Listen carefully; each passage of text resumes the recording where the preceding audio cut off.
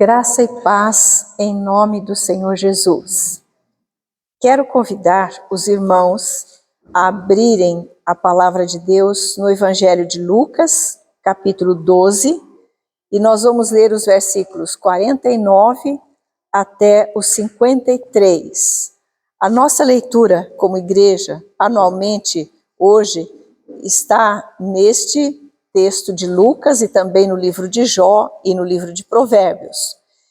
E no livro de Lucas, os versículos para hoje são do 49 ao 59. Nós vamos meditar em apenas 5 versículos que estão aqui do 49 até o 53. Diz assim: Eu vim para lançar fogo sobre a terra, e bem quisera que já estivesse a arder. Tenho, porém, um batismo com o qual hei de ser batizado, e quanto me angustio até que o mesmo se realize.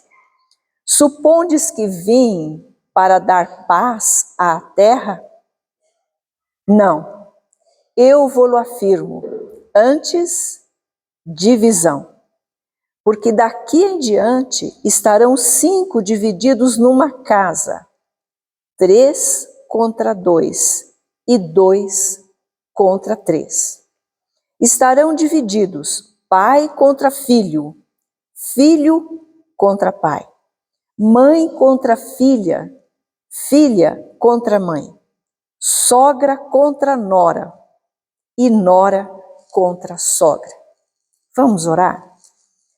Senhor Deus e Pai, a Tua palavra, toda ela é inspirada pelo Teu Santo Espírito e toda ela é útil para nos corrigir, para nos encorajar, para nos direcionar, para nos transformar, para nos consolar.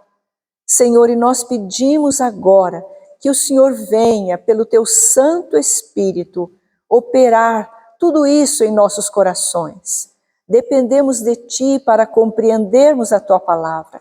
Revela a cada um de nós, destrava os nossos ouvidos, abre os nossos olhos para que compreendamos, não somente escutemos, mas compreendamos no coração e haja uma transformação, um consolo, um encorajamento dentro de cada um de nós, para a glória do Senhor Jesus. Nós oramos em nome dele.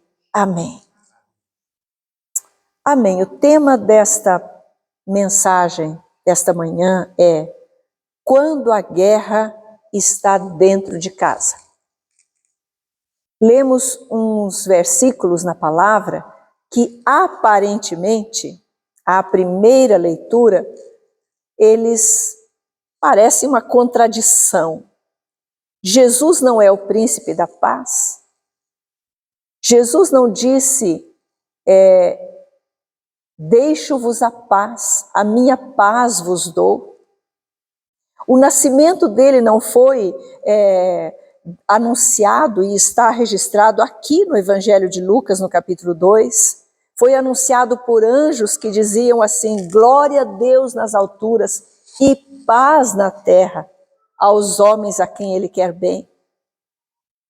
Quando você olha para Jesus, quando você lembra de todas as coisas que ele falou, você não pensa nele como príncipe da paz?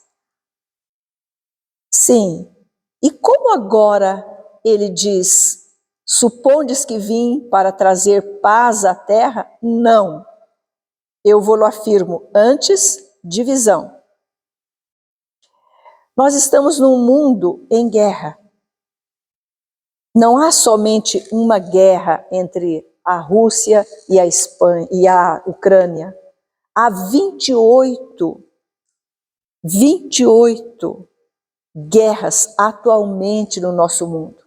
28 conflitos armados.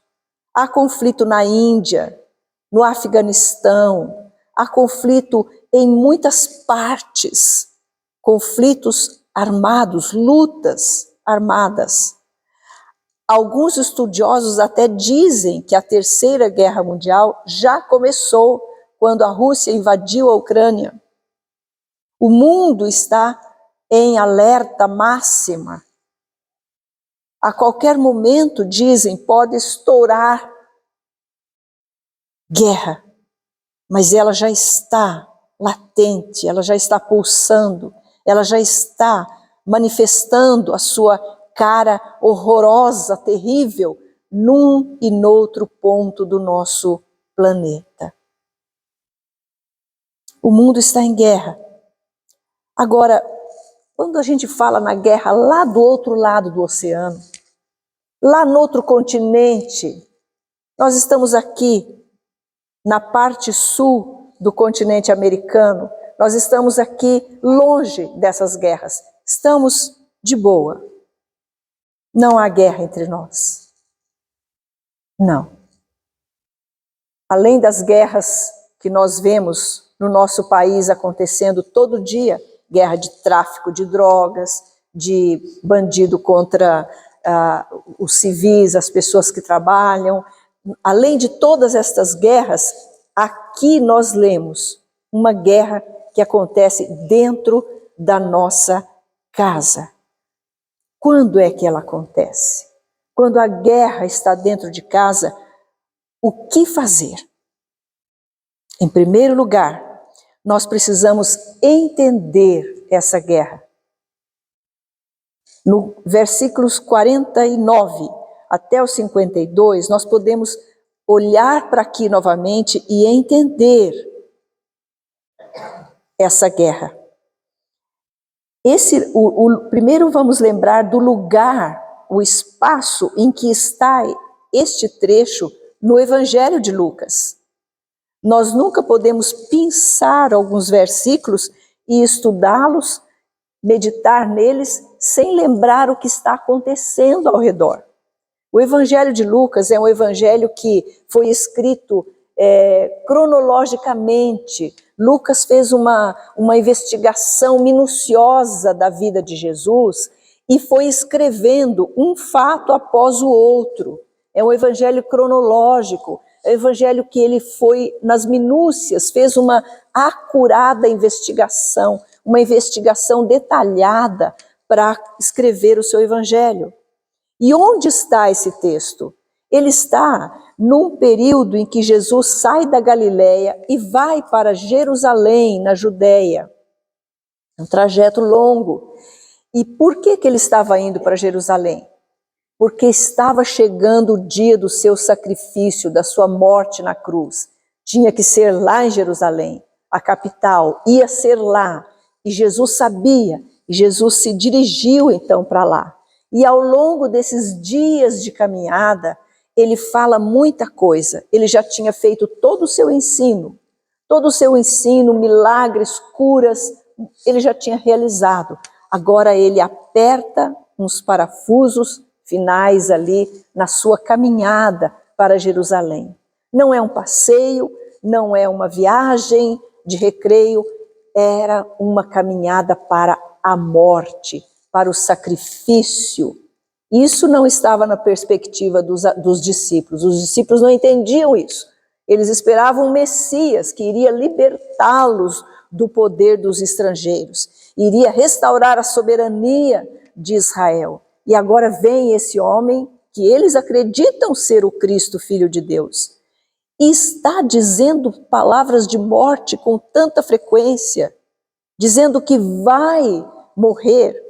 Olhe para os versículos 49 e 50. Jesus disse: eu vim para lançar fogo sobre a terra. E bem quisera que já estivesse a arder. E no versículo 50 ele disse: tenho, porém, mas eu tenho que ser batizado por um batismo de sangue. Ele não estava se referindo aqui ao batismo nas águas a que ele foi submetido no início do seu ministério. Então, o que ele fala aqui é que ele está indo para o seu batismo de sofrimento. Era uma enxurrada de sangue, de injúria, de escárnio, de atrocidades que iriam desaguar sobre Jesus. Ele iria ser engolido por uma onda de ódio, de rejeição, de condenação, sendo inocente, santo e perfeito Filho de Deus. Mas ele diz que ele veio para lançar fogo sobre a terra. Alguns dizem que esse fogo aqui é o julgamento de Deus. Há outros que dizem que esse fogo aqui se refere ao fogo do Espírito Santo. O Espírito Santo muitas vezes é mostrado na Bíblia como um fogo. Fogo consome as impurezas de um metal, por exemplo. Fogo purifica. Fogo aquece. O fogo foi muito usado na antiguidade. Muitas vezes no Antigo Testamento você vai encontrar a presença do fogo. E verdadeiramente o Senhor Jesus enviou o Espírito Santo. E se você olhar para Mateus, capítulo 3, ouça a leitura desse versículo. Mateus, capítulo 3, versículo 11. Olha o que está escrito. João dizendo: eu vos batizo com água para arrependimento, mas aquele que vem depois de mim é mais poderoso do que eu, cujas sandálias não sou digno de levar. Ele, Jesus, vos batizará com o Espírito Santo e com fogo. Jesus enviou o seu Espírito Santo, mas antes dele enviar o Espírito Santo, o fogo de Deus que nos impulsiona a pregar o Evangelho de Jesus, antes dele enviar o Espírito Santo, ele precisava passar pela morte, pelo sacrifício. Então, por isso ele diz aqui no texto que nós lemos: tenho, porém, um batismo com o qual hei de ser batizado, e quanto me angustio até que ele se realize. Jesus tinha não uma pressa, porque ele sempre andou no tempo de Deus, do Deus Pai, mas ele se angustiava, ansiava por completar a obra de redenção a nosso favor. Quando ele estava na mesa da última ceia com os discípulos, ele disse assim: tenho desejado ansiosamente comer essa Páscoa convosco. Por quê? Porque Jesus estava com os olhos fitos na sua missão, a missão que ele veio para cumprir, o nosso resgate. Ele via a cruz e ele sabia que era na cruz que ele iria esmagar a cabeça de Satanás. Era na cruz que ele ia receber, que ele ia conquistar a vitória para nós. Era na cruz que ele ia pagar os meus pecados, os seus pecados e nos fazer filhos de Deus. Então ele queria completar a sua obra. Eu vim trazer fogo sobre a terra. Quisera que ele já estivesse a arder. Jesus anseia por ver a sua igreja incendiada de amor por ele, de paixão pelas vidas perdidas, de determinação de seguir a Jesus até o fim. Quem faz isso é só o Espírito Santo. Nós precisamos do Espírito Santo. No início desta reunião nós clamamos, oramos, pedimos que ele seja derramado sobre nós.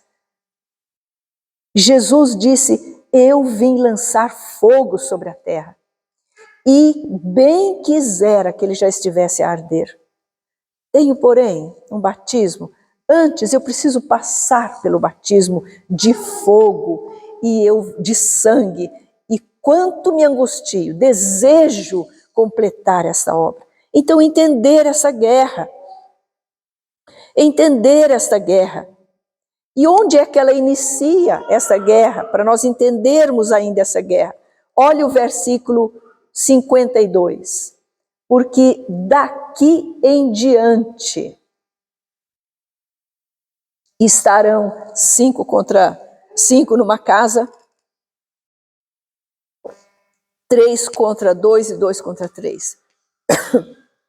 Daqui em diante, ou seja, no momento em que Jesus entra na sua vida, na minha vida, começou uma guerra. Como assim? Se o príncipe da paz entra na minha vida e começa uma guerra, o motivo dessa guerra é a rejeição das outras pessoas ao evangelho de Jesus. Nunca foi plano do Senhor Jesus, nunca foi plano de Deus fazer as pessoas entrarem em conflito. Mas a história ainda está acontecendo, não acabou. A sua última etapa, lá na glória, todos nós estaremos em perfeita comunhão, todos os que creem em Jesus. Porém aqui, daqui em diante, do momento em que o Senhor Jesus completou a sua obra, entrou na sua vida, estabeleceu-se uma guerra. Porque os que rejeitam ao Senhor Jesus vão rejeitar você também. Os que rejeitam o evangelho de Jesus vão nos rejeitar também. Diante dos olhos de quantos, se eu, por exemplo, fosse uma atleta e eu não pudesse participar de alguma coisa na vida da igreja, porque eu tenho um treino, eu tenho um campeonato, essas pessoas que não aceitam o evangelho do Senhor Jesus me aplaudiriam. Iam dizer, que dedicação, muito bem, atleta é assim, disciplinado. Agora, se eu disser, eu não posso fazer isso, eu não posso estar neste lugar, porque é meu compromisso de adoração ao Senhor Jesus, as mesmas pessoas vão dizer, que fanática, qual é a prioridade, quais são os valores agora, abandonando até a família. Então, essa é a guerra a que o Senhor Jesus se refere. Essa é a guerra que ele faz essa divisão. Qual é a divisão? Luz e trevas. E que Paulo disse, ele nos transportou do império das trevas para o reino do Filho do seu amor. Então, se eu estou aqui no reino do Filho do seu amor, e ainda tem gente lá no reino das trevas, elas serão minhas inimigas. Vai haver uma divisão. Quem fez essa divisão? O príncipe da paz.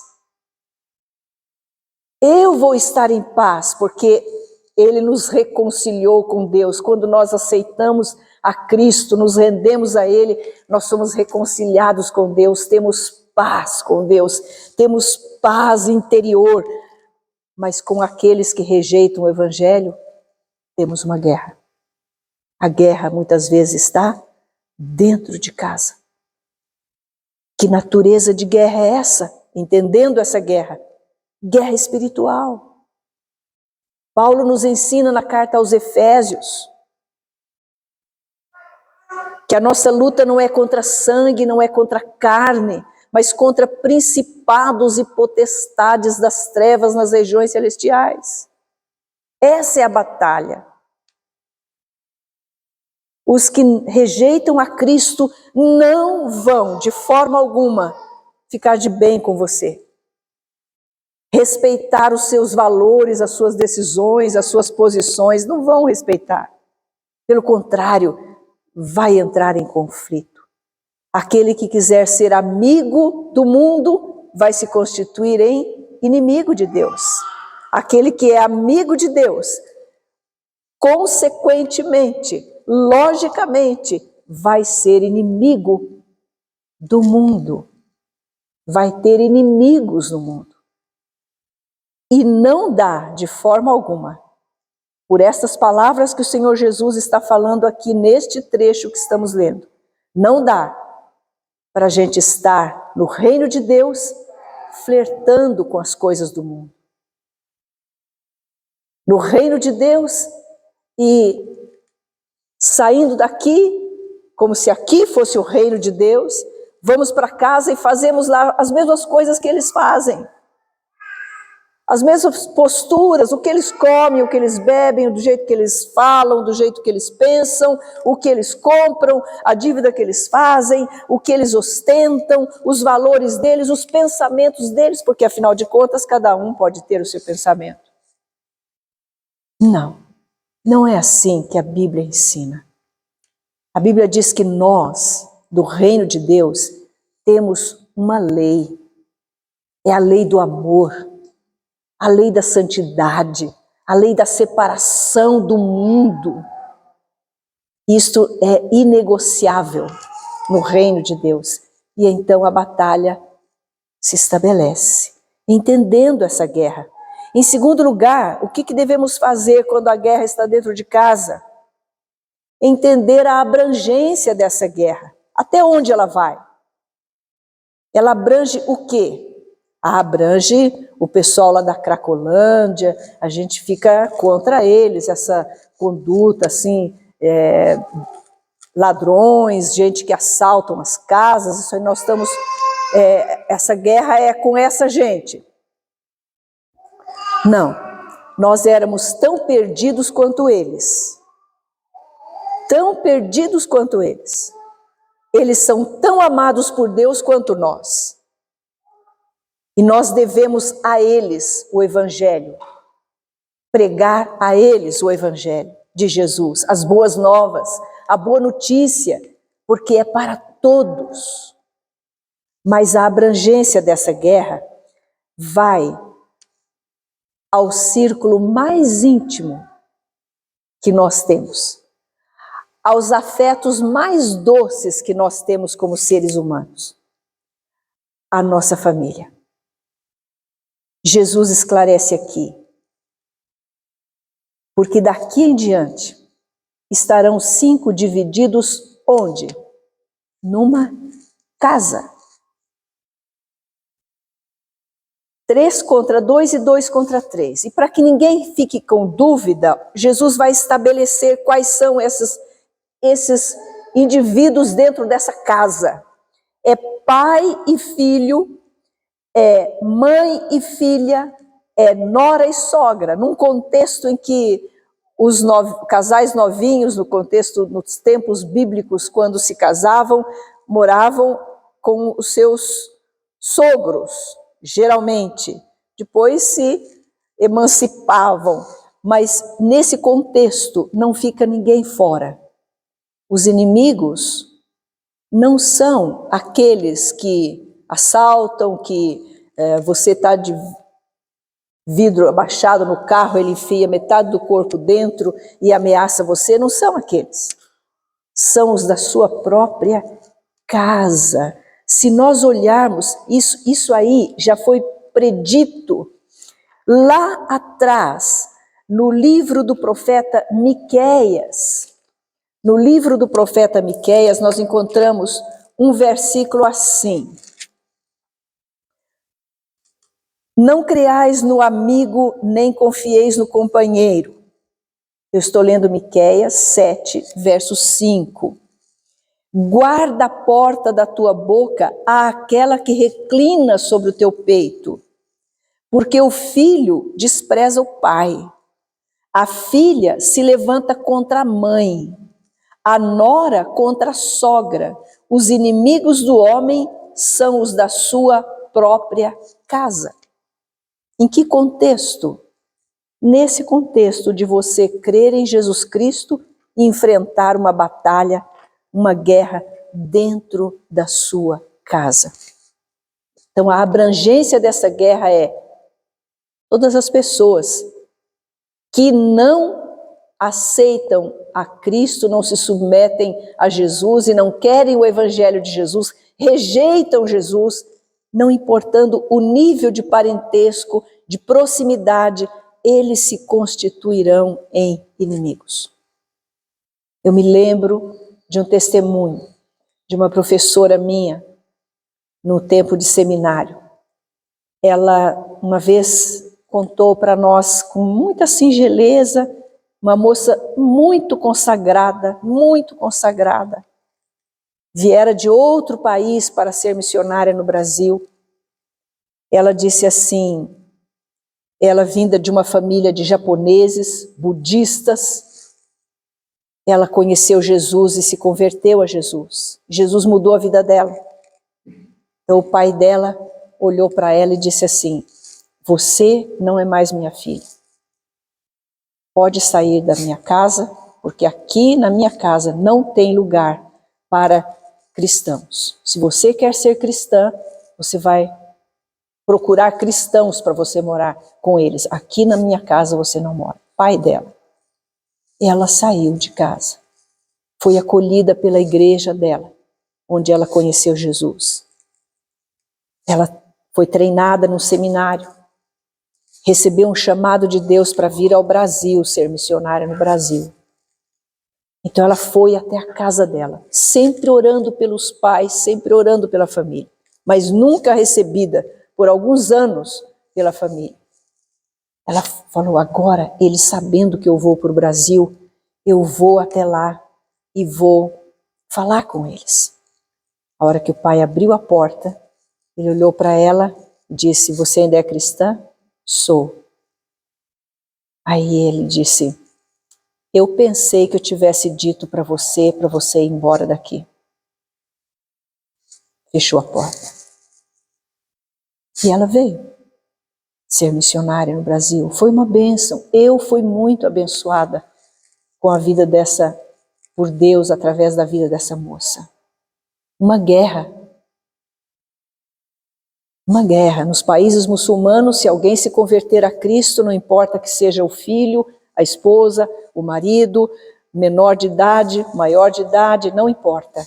É desta maneira o tratamento. Daí para pior. A abrangência dessa guerra é cruel. É cruel. Por isso é que ser discípulo de Jesus implica em enfrentar oposição. Não existe um discípulo de Jesus que esteja bem com o mundo, aplaudido pelo mundo. Jesus disse assim, se eles odiaram a mim, vão odiar vocês também. Ser discípulo de Jesus exige uma postura radical. Não há meio termo. Não tem como eu dizer, eu sou meio discípulo de Jesus. Não existe. E Jesus só tem um tipo de seguidor. Discípulo. Cantamos agora, eu quero ser discípulo de Jesus. Ser discípulo implica numa posição radical. Que glória, que graça de Deus, que bênção de Deus, quando num meio familiar, num núcleo familiar, todos compartilham da mesma fé. Mas não são todos, aqui mesmo nesta sala. Quantos têm essa guerra dentro das suas casas? Ontem, quando eu estava estudando este texto, ali em oração e clamando a Deus, para que Deus trouxesse essa palavra ao seu coração, como estava trazendo ao meu coração, eu tive que parar um momento para fazer um aconselhamento com uma irmã, que estava me chamando, mandando uma mensagem, pedindo um aconselhamento. Mal sabia ela que eu estava tratando desse mesmo assunto na palavra de Deus, da sua posição, que é contrária à posição dos demais, dos mais íntimos da família. Porque nós precisamos ter este livro como nossa cartilha. Este livro é a nossa bússola. Se você sofre por ser a única pessoa ou poucos na sua família que compartilham essa fé, não se sinta sozinho, nem desanimado, nem fracassado. Você não está sozinho, não precisa se desanimar e você não é fracassado. Você é um vitorioso. Prossiga, lutando contra a maré. Prossiga, orando, jejuando por eles, clamando por eles, vivendo a vida, a nova vida que Jesus dá a você diante deles. Eles precisam de amor, não de alguém que concorde com coisas erradas, com posições contrárias à palavra de Deus. Ser discípulo de Jesus exige uma posição radical. Não dá para ser meio discípulo, meio faço o que eu quero. Nesse mesmo trecho, nesse mesmo bloco de ensinos em que estão esses versículos, em Lucas, Jesus fala assim: se alguém vem a mim e não aborrece a seu pai e mãe, e mulher e filhos, e irmãos e irmãs, e ainda a sua própria vida, não pode ser meu discípulo. Em Mateus, capítulo 10, a mensagem paralela, a narração paralela a este que nós estamos estudando, nós encontramos as seguintes palavras.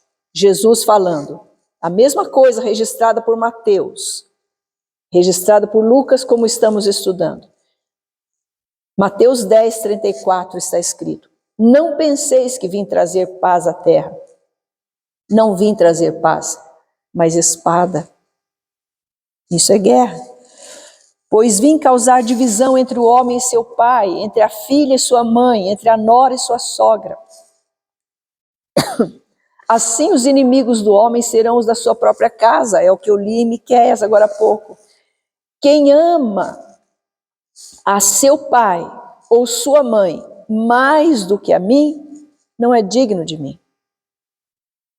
Quem ama seu filho ou sua filha mais do que a mim, não é digno de mim. E quem não toma a sua cruz e vem após mim, não é digno de mim. Então a cruz não é só para o mestre, é para o discípulo também. Você é discípulo de Jesus? Você quer ser discípulo de Jesus? Então tem uma cruz para você carregar. Bem-vindo à caminhada com a cruz. Só que tem um detalhe: Ele está conosco. Ele alivia o nosso fardo dia a dia. Não creia nesse evangelho que diz assim: você vem a Jesus e tudo se resolve, você entra numa de vitória e é só celebração. Não é o evangelho da Bíblia, fuja dele. Nós temos sim a alegria do Senhor, que é a nossa força. Nós temos alegria em quaisquer circunstâncias. Louvamos a Deus em quaisquer circunstâncias, como foi ministrado a nós nesta manhã. Jó louvava a Deus, enfrentando tudo o que ele enfrentou. A esposa dele foi a maior crítica para ele. Está lá no livro que estamos lendo também. Por quê? Ser discípulo de Jesus implica em enfrentar oposição de quem se opõe a Jesus. Então, entenda essa guerra. Não desanime. Entenda essa guerra. Vai acabar. Vai acabar. Entenda a abrangência dessa guerra. Ela entra na nossa casa. Ela está lá já. E, finalmente, entenda a nossa posição nessa guerra. Entenda a nossa posição. Aqui neste texto que eu li, não está fazendo um apelo sobre como devemos nos posicionar, mas como ele faz parte de um bloco de ensino de Jesus, todos na mesma direção, eu tomo a liberdade de convidar você a ler no capítulo 13, versículo 22, um pouquinho à frente aí, versículo 22. Jesus está se encaminhando para Jerusalém. É o mesmo momento. Lembre-se que Lucas foi escrevendo o seu evangelho cronologicamente. Então veja aqui, passava Jesus por cidades e aldeias ensinando e caminhando para Jerusalém, para o seu batismo de fogo. Verso 23. E alguém lhe perguntou: Senhor, são poucos os que são salvos? Eu acho essa pergunta super pertinente, super cabível, porque Jesus tinha dito tanta coisa. Renunciar isto, pai e mãe, amar menos, aborrecer, quem ama a sua vida não tem como... Jesus tinha dito tudo isso, então eles perguntaram: Senhor, É pouco a gente que vai ser salvo. Nós gostamos de muita gente, né? Seria legal Jesus responder, o céu vai ficar cheio de gente, estourando de gente, vai ser uma gentarada subindo, sendo salva. Não foi isso que Jesus respondeu. Não foi isso. Jesus falou assim, esforçai-vos por entrar pela porta estreita. Estreita. Pois eu vos digo que muitos procurarão entrar e não poderão. Por quê? Porque querem entrar do jeito que estão e continuar do jeito que estão. Não dá. Ah, mas Jesus é bom, Deus é amor, Ele aceita a gente do jeito que a gente é. Aceita sim. Do jeito que você está. Se Ele não aceitasse, eu seria a última pessoa do mundo para estar aqui. Ele aceita a gente. Arrebentado, machucado, esgualepado, aleijado, sujo. Deus aceita sim, mas Ele transforma. Ele transforma. Ele dá uma nova mente, liberta de toda a amarra do pecado, de todo medo, liberta. Ele dá esperança no nosso coração. Ele dá alegria da presença dele. O salmista diz que na tua presença há plenitude de alegria. Guerra ao redor, mas alegria no meu coração. Mas a porta é estreita. Quando o dono da casa se tiver levantado e fechado a porta, e vós do lado de fora, vocês, Jesus está falando, não são lá aquele criminoso lá, terrível do lado de fora, está falando vocês, vós. Misericórdia. Vós, do lado de fora, começardes a bater, dizendo, Senhor, abre-nos a porta. Ele vos responderá, não sei de onde sois. Não sei quem são vocês, não sei de onde vocês são. E aí, então, Jesus continua dizendo assim, daí vocês vão dizer, comíamos e bebíamos na tua presença e ensinavas em nossas ruas. Mas ele vos dirá, não sei de onde vós sois, apartai-vos de mim, vós todos os que praticais iniquidades. Ali haverá choro e ranger de dentes, quando virdes no reino de Deus, Abraão, Isaque, Jacó e todos os profetas, mas vós lançados fora. Por quê? Porque não entrou pela porta estreita, pensou que a porta é larga, eu entro do jeito que estou, fico do jeito que estou, porque Deus me ama do jeito que eu sou. Sim, Deus nos ama do jeito que nós somos. Deus nos amou sendo nós ainda pecadores. Deus é amor. Ele continua sendo amor, mas exatamente porque Ele é amor, Ele faz essa divisão. Ele veio trazer essa divisão, luz e trevas. Como é que vai misturar uma coisa com a outra? Não tem como. A graça de Deus é o que nos conduz à salvação. Nós somos salvos pela graça de Deus. Isto é, presente de Deus. Mas a graça não é barata. A graça não é uma coisa que não custa nada. A graça para nós é de graça. Mas para Jesus custou o sacrifício a que se refere aqui. Tenho um batismo com o qual hei de ser batizado, e muito me angustio até que ele se realize. Para Jesus custou a sua vida, para nós não custou nada, não custa nada, não tem nada que você possa fazer para ser salvo, a não ser crer em Jesus, entregar a sua vida a Ele. E então, bem-vindo à guerra, mas bem-vindo à vitória. Bem-vindo à certeza de vida eterna. Guerra não porque você vai fazer uma revolução, não porque você vai se indispor com as pessoas. Não, porque os que rejeitam a Jesus vão fazer guerra contra você. Só isso. Então, o que fazer quando a guerra está dentro de casa? Ah, a minha família é meu bem maior. Sabe quem é o bem maior? Jesus. Jesus é o bem maior. Essa moça cujo testemunho eu contei agora há pouco, ela era feliz. A marca dessa moça era um largo sorriso. Nunca ela foi uma moça que precisasse de cura interior, porque o pai a mandou embora de casa, lamentando, amargurada contra o pai. Nunca. Ela fez uma escolha. Jesus é minha família. E Jesus, sempre, a família foi instituída por Deus. Jesus, Deus o Pai, Jesus Cristo, o Espírito Santo, nunca menosprezaram a família. Ele a instituiu. Ele instituiu o casamento. Ele mandou que o casal tivesse filhos. O casamento nasceu no coração de Deus. Porém, e é para que construa um lar baseado na palavra de Deus, feliz, com união. Porém, entrou o pecado no mundo. E aqueles que não querem ser resgatados por Jesus, não têm como viver em comunhão, vão conflitar com aqueles que seguem a Jesus. Então, a família bem maior é esta aqui. Família dos que creem em Cristo. Nós somos uma família. Cremos em Jesus.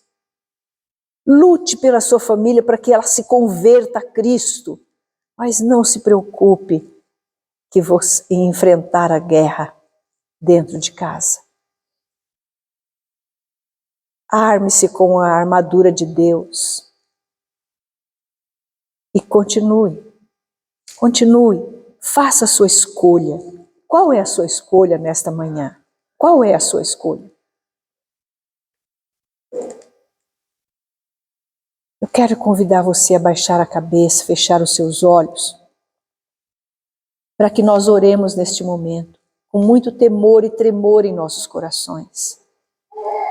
Senhor Deus, o Senhor sabe o nível da angústia em que vivem muitos dos teus filhinhos, porque estão em guerra, alguns deles dentro das suas próprias casas. Senhor, eu quero pedir neste momento o alívio do Senhor Jesus Cristo, a graça do Senhor, para que estes irmãos continuem firmes e fiéis a Ti até o fim. E quero pedir também, ó Deus, que o Senhor não os deixe desanimar nessa guerra, porque a batalha do Senhor é uma batalha espiritual. E o Senhor está conosco nessa batalha. Ajuda-nos a tomarmos posição, entrar pela porta estreita, nos despojarmos de todas as coisas que são naturais da carne, da velha natureza, sermos transformados e permanecermos fiéis a Ti até o fim. Em nome de Jesus, nós Te agradecemos, Senhor, porque o Senhor já venceu e um dia, lá na frente, essa guerra vai acabar. O Senhor vai voltar. Ó Senhor, que o Senhor ache fé em nossos corações, que o Senhor nos ache fiéis na posição certa, ao lado de Cristo, debaixo da lei do reino de Deus, buscando o Teu reino em primeiro lugar. Em nome de Jesus nós clamamos e oramos e abençoamos os nossos irmãos. Em nome de Jesus. Amém. Amém. Deus o abençoe em nome de Jesus.